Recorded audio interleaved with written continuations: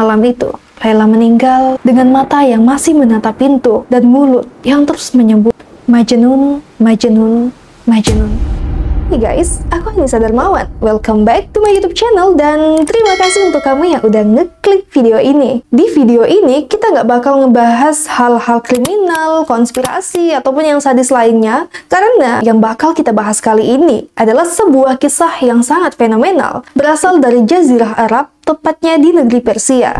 Sebuah kisah cinta yang sangat indah, menggetarkan hati, sekaligus juga mengharukan. Siapa lagi kalau bukan kisah cintanya Laila Majnun. Jadi guys, kisah ini tuh udah terkenal banget. Aku juga yakin banyak di antara kalian juga udah pernah ngedengar cerita ini. Tapi khusus di kali ini aku bakal ceritain sedetail mungkin, dan video ini bakal panjang banget. Jadi aku harap kalian gak bosan ya ngedenger aku ngoceh di sini.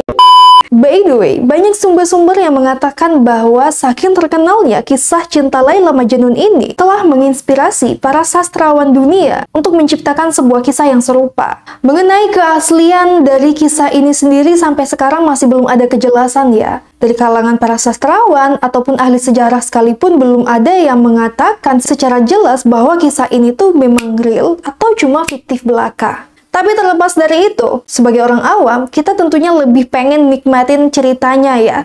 Oke, aku nggak mau lama-lama lagi, langsung aja yuk kita masuk ke jalan ceritanya. Karena aku udah nggak sabar lagi pengen ceritain ini tuh ke kalian. Cari posisi ternyaman, dengarkan baik-baik, dan mari kita mulai.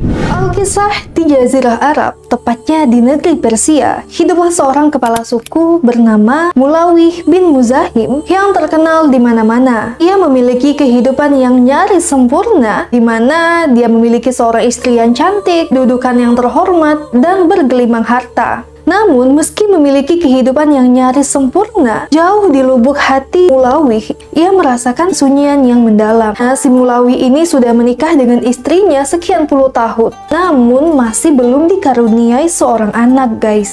Berpuluh-puluh tahun hidup bersama, tentu udah banyak banget hal yang dilakukan Mulawih dan istrinya supaya mereka bisa mendapatkan anak. Mereka udah mendatangkan tabib-tabib yang hebat di negeri itu, mencoba segala jenis ramuan yang katanya sangat manjur, dan banyak hal lainnya yang mereka lakukan agar mereka mendapatkan anak. Namun, Tuhan masih belum berkehendak hingga sampailah pada suatu hari di mana si Mulawih ini merasa sudah putus asa, guys. Ya, selayaknya seorang istri lah. Istrinya ini menyemangati Mulawih untuk nggak usah putus asa, dan Mulawih berkata, aku akan berdoa untuk terakhir kalinya, semoga doa kali ini tuh diijabah oleh Tuhan. Akhirnya setelah selesai sholat, Mulawih dan istrinya ini bersujud dengan sujud yang sangat lama, dan saat itu Mulawih berkata, wahai segala kekasih, jangan biarkan pohon kami tak berbuah. Izinkan kami menimang anak, maka anugerahkanlah kepada kami seorang anak yang baik, dan kami akan mendidiknya menjadi manusia yang berbakti kepadamu dan membuatmu bangga.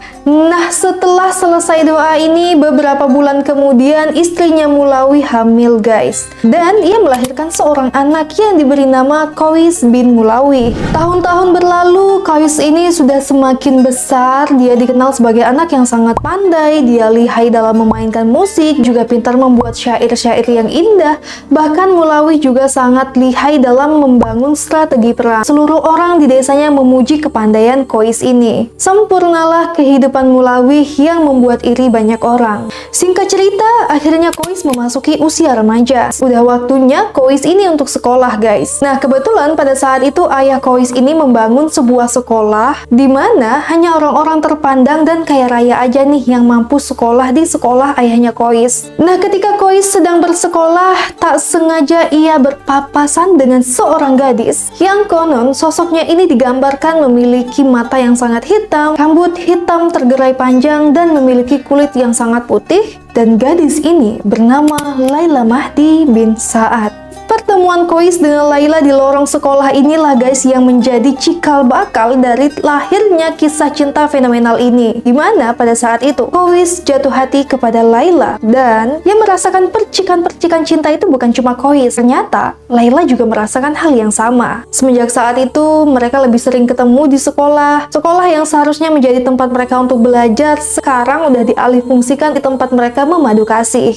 Hari-hari berlalu, kedekatan antara Qais dan Laila Laila semakin terlihat hingga akhirnya menimbulkan pergunjingan di antara masyarakat. Pada saat itu, ayah Laila mendengar pergunjingan ini, seketika langsung menarik Laila untuk tidak lagi bersekolah di sekolah itu. Sejak saat itulah, nggak pernah lagi Laila ini terlihat datang ke sekolah dan membuat Kois merasa sangat-sangat sedih. Setiap hari Kois ini menanti Laila di depan gerbang sekolah, berharap mungkin aja Laila ini bakal kembali, guys. Tapi hari-hari berlalu, Laila tak juga kunjung datang ke sekolah lagi, yang membuat si Kois ini menjadi semakin gelisah. Ia mulai mencari-cari Laila, bertanya ke sana kemari, nggak lagi di sekolah itu aja guys, tapi sampai udah ke pasar, kemudian bertanya kepada siapapun yang lewat apakah mereka melihat Laila. Nah, ketika Kois ini merasa sudah lelah mencari Laila, dia akan berdiri di tepi jalan dan mulai melantunkan syair-syair yang indah dan menyebut nama-nama Laila. Hal ini tuh terus dilakukan oleh Kois. Dia tuh udah seperti lupa diri gitu guys, jadi kalau diajak ngomong nggak pernah nyambung kecuali kalau yang ditanyain itu seputar masalah Laila. Nah, sejak saat itulah orang-orang di desanya menjulukinya sebagai Majnun atau yang artinya gila. Nah, itulah awal mula kenapa si Kois ini sampai dijuluki sebagai Majnun, karena kegilaannya kepada Laila. Hari berlalu, bulan berganti. Rinduan Kois kepada Laila juga belum terobati. Kois mulai menarik diri dari kehidupan sosialnya. Dia keluar dari rumah orang tuanya dan menetap di sebuah gubuk kecil di atas bukit, di mana dari atas bukit ini Kois akan dengan sangat jelas melihat desa tempat di mana Laila ini tinggal. Nah, dari atas bukit ini terdapat sebuah aliran sungai yang langsung mengalir ke desanya Laila, dan banyak orang yang mengatakan melihat Kois ini menghanyutkan banyak sekali dedaunan yang sudah ia tulis dengan syair-syair indah ataupun nama Laila di sana, dan berharap sungai ini akan mengirimkan surat cintanya itu kepada Laila. Bahkan ya guys, saking gilanya si Kois ini,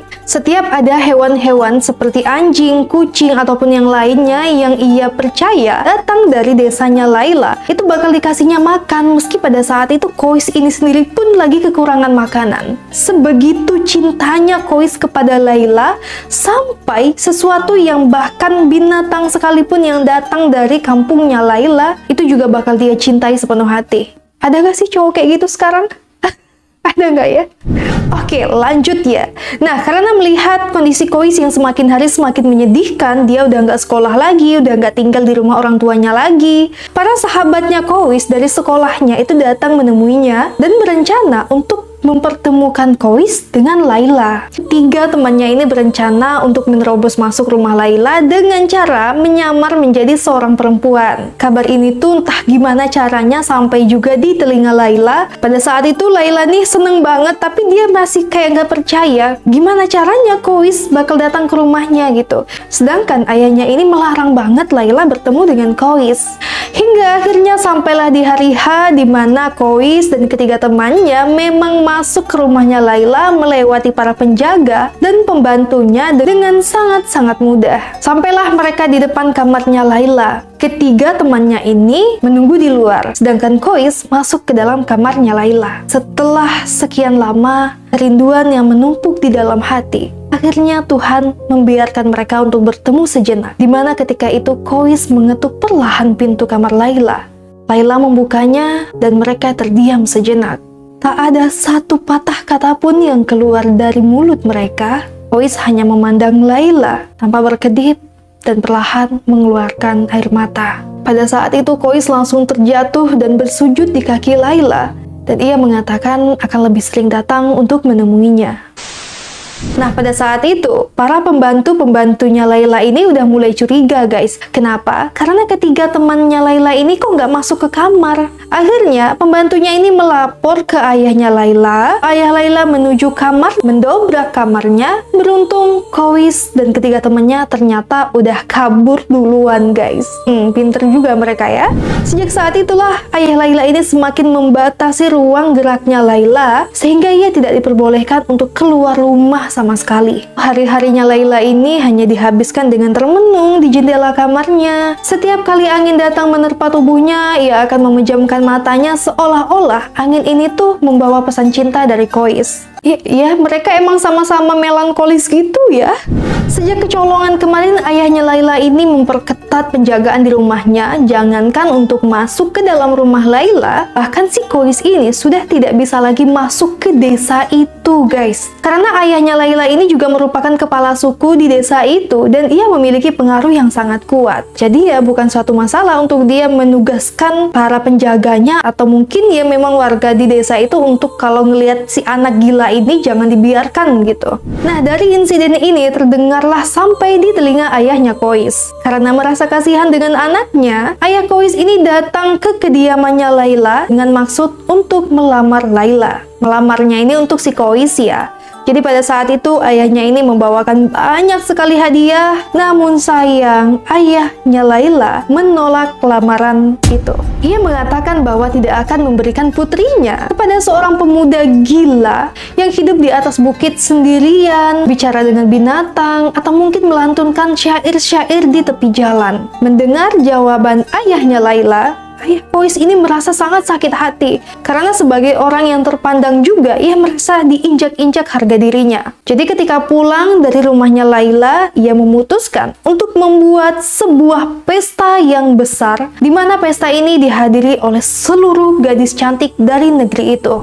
Dijemputlah Kois sama ayahnya dari gubuknya itu tadi, dan pada hari H pesta, Kois ini tidak menunjukkan kegairahannya sama sekali. Ia hanya mematung di sudut ruangan, melihat setiap gadis yang datang, dan mencari-cari kemiripan antara gadis yang ia lihat dengan kekasihnya Laila. Melihat-lihat, dan Kois mengatakan tidak ada yang mirip satupun dengan Laila, dan pada saat itu, Kois ini mengamuk di pestanya, menuduh orang tua dan para sahabatnya berusaha untuk mengelabuhinya agar melupakan Laila. Saat itu Kois ini bersikap udah kayak kesurupan gitu. Dia menangis, berteriak, histeris, hingga akhirnya Kois pingsan di pestanya. Bahkan guys, si Kois ini sempat sakit juga beberapa waktu setelah ia terbangun dari pingsannya. Dan setelah kondisinya itu semakin membaik, ayahnya mengirim Kois ke Mekah untuk melaksanakan ibadah haji. Ayah Kois berpikir mungkin setelah dia melaksanakan ibadah haji, kegilaannya kepada Laila ya bisa sedikit berkurang lah.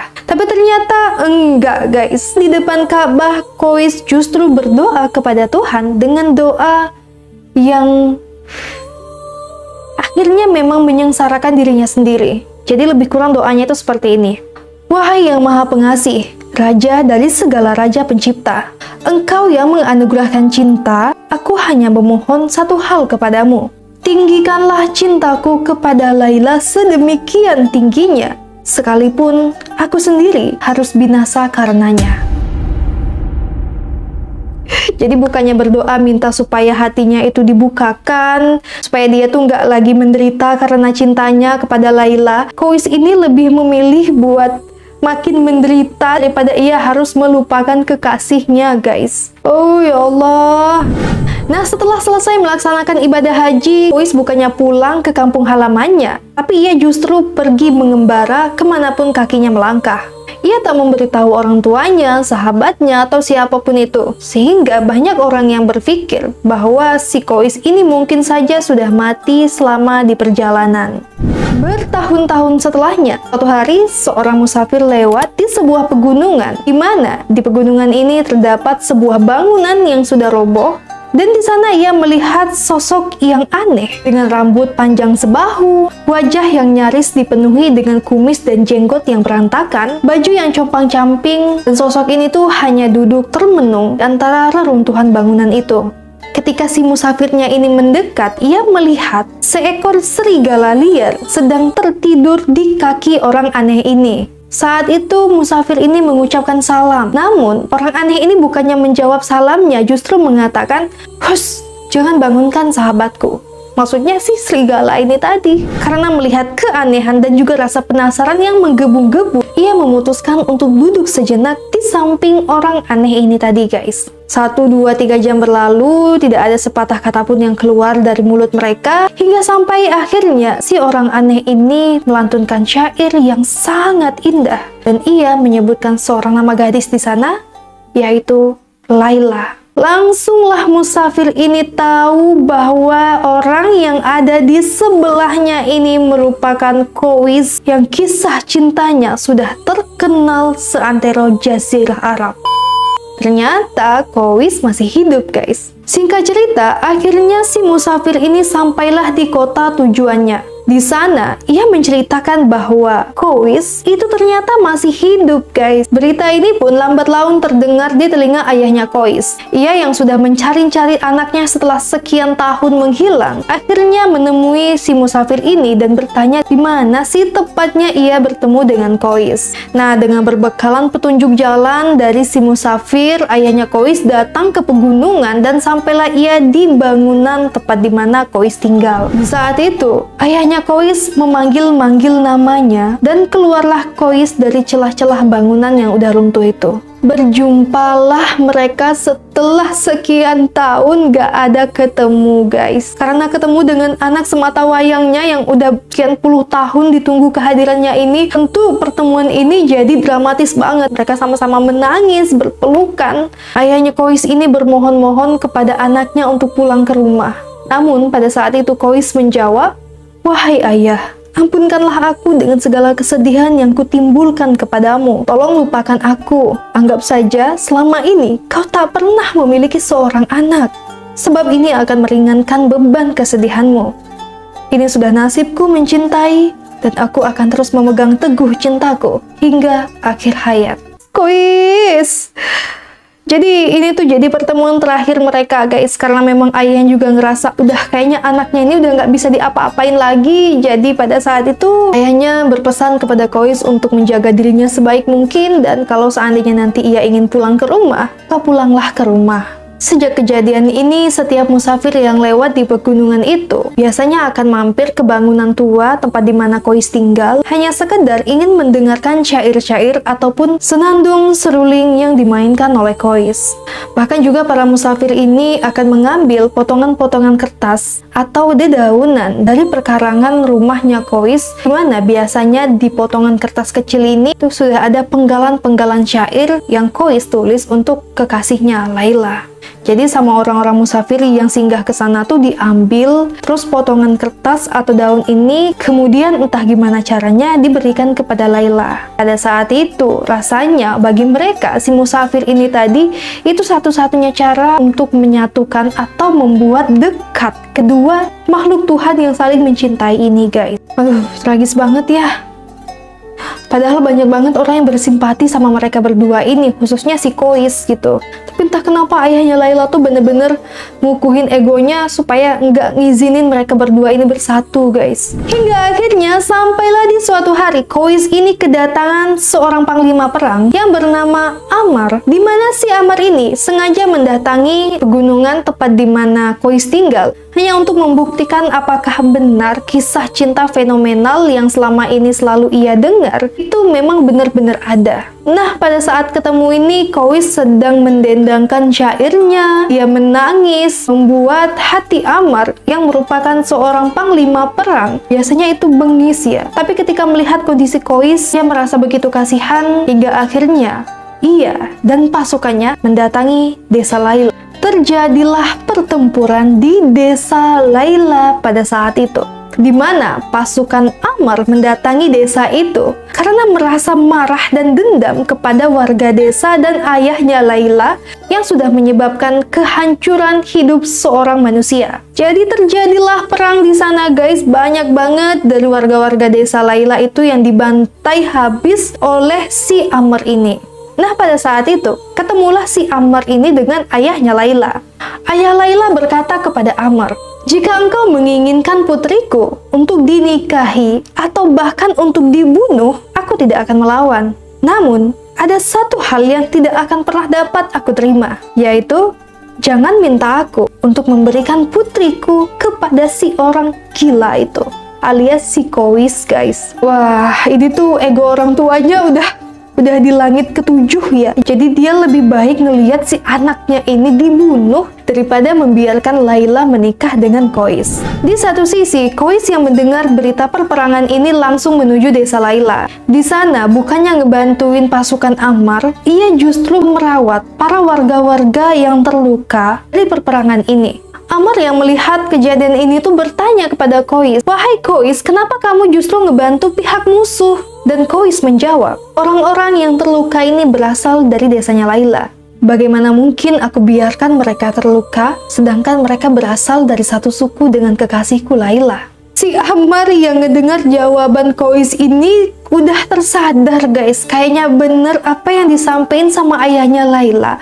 Kois ini tuh udah bener-bener gila. Karena seperti yang aku bilang tadi, jangankan manusia ya, hewan aja yang datang dari kampungnya Layla itu dikasih sayanginya. Apalagi ini manusia. Akhirnya Ammar menarik pasukannya dan menghentikan perang ini. Karena dia pikir kayaknya emang percuma sih ngebantu si Kois ini karena udah kegilaannya yang luar biasa kepada Layla. Nah, di satu sisi, Layla di saat yang bersamaan justru dijodohkan oleh ayahnya dengan seorang bangsawan yang bernama Ibnu Salam. Pada saat itu, ayahnya ini berpikir mungkin kalau seandainya Layla dinikahkan dengan orang lain, Kois ini bisa tersadar dari kegilaannya dan Layla juga perlahan bisa melupakan Kois. Setelah perdebatan yang sangat panjang, penolakan yang jelas-jelas Layla sampaikan bahwa ia tidak ingin menikah dengan si bangsawan ini. Tapi apa mau dikata, kedudukan perempuan masih terlalu lemah kala itu, dimana akhirnya sebuah pernikahan yang tidak diinginkan akhirnya terjadi juga.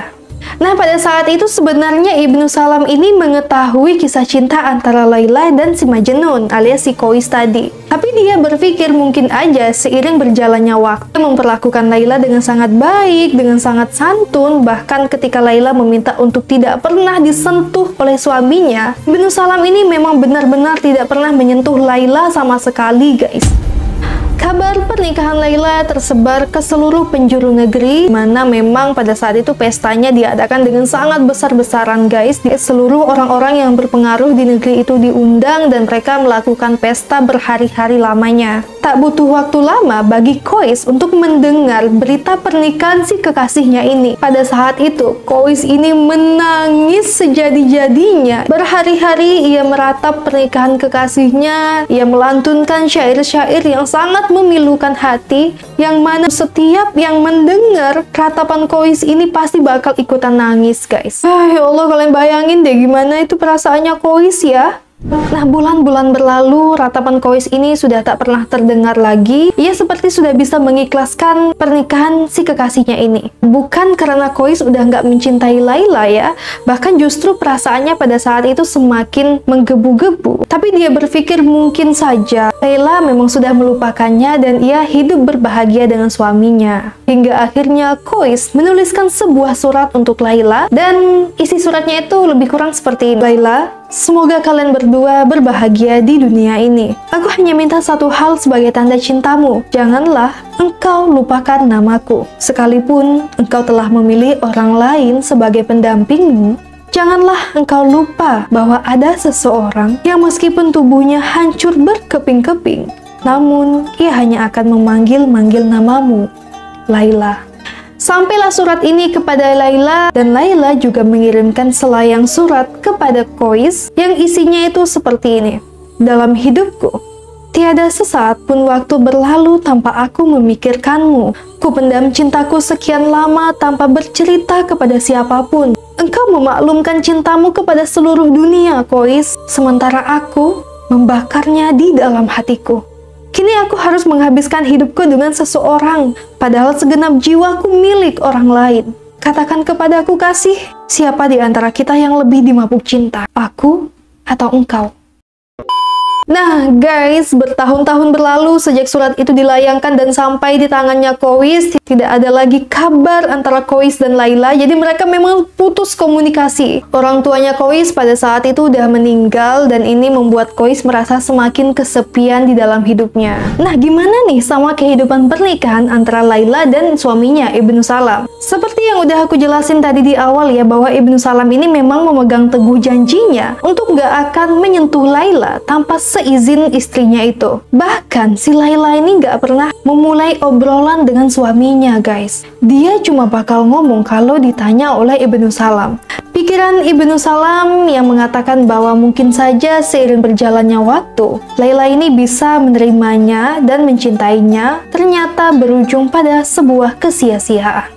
Cinta yang ia tunggu-tunggu sekian tahun lamanya ini tak juga berbuah manis, di mana akhirnya ajal Ibnu Salam sampai dan pada saat itu tidak ada sedikit pun cinta yang Laila berikan kepada Ibnu Salam. Pada saat itu, Laila ini juga terpaksa melaksanakan suatu tradisi yang memang sudah lazim bagi masyarakat Jazirah Arab. Ketika seorang suami, maka istrinya ini harus melewati masa berkabung selama 2 tahun penuh. Saat itu kondisi Laila ini udah semakin kritis guys. Ia juga terkena penyakit selama setahun belakangan, dimana batuknya ini nggak pernah sembuh-sembuh yang membuat tubuhnya semakin terlihat tua. Padahal waktu itu usianya Laila masih terbilang muda ya. Hingga akhirnya di suatu malam di musim dingin, Laila mengetahui bahwa waktunya telah habis. Di malam itu, Laila yang berbaring di tengah ruangan sekalipun memalingkan wajahnya dari pintu rumah mereka karena ia masih berharap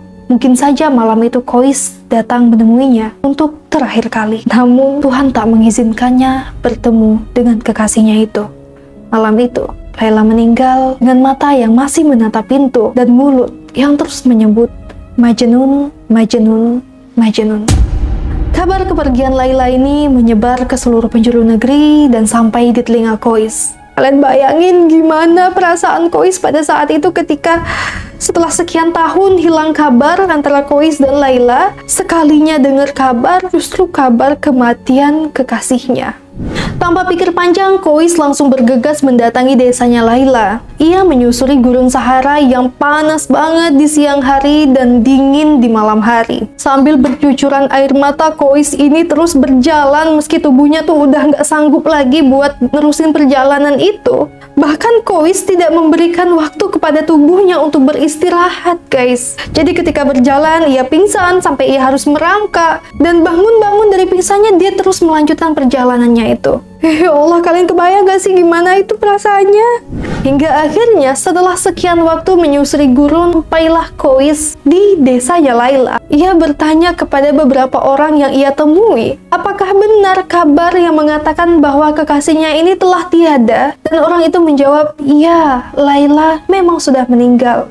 Berlarilah Kois ini mendatangi kuburannya Laila guys. Dan sesampainya ia di kuburan Laila, Kois menjatuhkan tubuhnya di atas kuburan itu. Ia menangis sejadi-jadinya. Ia menyumpahi kepada siapapun yang menghalangi cintanya kepada Laila selama ini. Hingga akhirnya di hari itu juga Kois menyusul Laila. Ia meninggal di atas kuburannya Laila dan tidak ada satu orang pun yang tahu. Setahun setelahnya, keluarga Laila ini mendatangi kuburan Laila, menziarahinya. Nah, ketika mereka sampai di sana, melihat sesosok lelaki yang berbaring tepat di samping kuburannya Laila. Nah, pada saat itu orang tuanya Laila menyadari bahwa lelaki ini adalah Kois. Pada saat itu, jasad Kois ini ditemukan masih utuh ya. Jadi seolah-olah baru kemarin Kois ini mendatangi kuburan Laila dan meninggal di sana. Padahal Kois udah meninggal sejak setahun yang lalu. Nah, akhirnya karena merasa iba dan juga merasa bersalah, ayahnya Laila memerintahkan kepada penjaganya untuk memakamkan Kois secara layak dan ia menguburkan Kois tepat di samping kuburannya Laila. Sumpahnya Kois di depan Ka'bah ternyata memang benar-benar terjadi guys. Banyak banget hikmah yang bisa kita ambil dari kisah ini. Salah satunya, sebagai manusia tidak seharusnya kita mencintai sesama manusia melebihi cinta kita kepada Sang Pencipta. Gimana guys dengan cerita kali ini? Kalau kalian suka dengan channel aku, jangan lupa klik like dan tombol subscribe-nya ya. Dan kalian juga boleh men-share video ini ke sosial media kalian. Aku Anissa Darmawan, terima kasih sudah menonton dan sampai bertemu di video selanjutnya. Bye-bye!